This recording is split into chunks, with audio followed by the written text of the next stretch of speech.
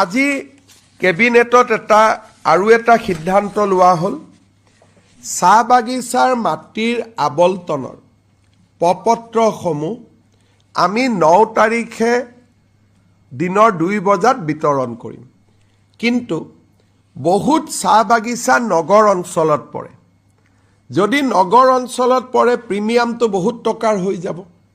বাগিচাৰ শ্ৰমিকেতো যেনেকৈ আজি সোণাপুৰৰ চাহ বাগিচা বাগানৰ শ্ৰমিকে প্ৰিমিয়াম দিলে লাখ টকাৰ প্ৰিমিয়াম দিব লাগিব, কাৰণ এইখন উইদিন GMDA এলেকা পৰে। সেইকাৰণে ডিব্ৰুগড় টাউনতো বহুত কেইখন বাগিচা আছে।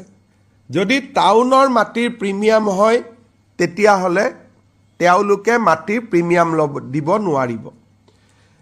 গাঁৱত যদি প্ৰিমিয়াম দিব লাগে 1 বিঘা মাটিত 500 টকা দিব লাগিব। বাগানৰ শ্ৰমিকে হয়তো 500 টকাও দিব নোৱাৰিব।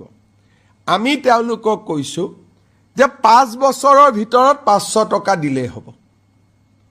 টাউনৰ খেনি বা গাঁৱৰ খেনি এই দুইখিনিক প্ৰতি বিঘা মাটিত আমি মাত্ৰ 500 টকা প্ৰিমিয়াম ল'ম, তাকো 5 বছৰত দিলে হ'ব। আৰু বাগানৰ মাটিৰ বিতৰণৰ আনুষ্ঠানিক কাম প্ৰপত্ৰ বিতৰণৰ কাম আমি 9 ফেব্ৰুৱাৰী দিনৰ 2 বজাৰ পৰা আৰম্ভ কৰিম। মই ডিব্ৰুগড়ৰ দিনজয় চাহ বাগিচাত থাকিম, বাকী মন্ত্ৰীসকলেও বা বিধায়কসকলেও বিভিন্ন চাহ বাগিচাত উপস্থিত থাকিব।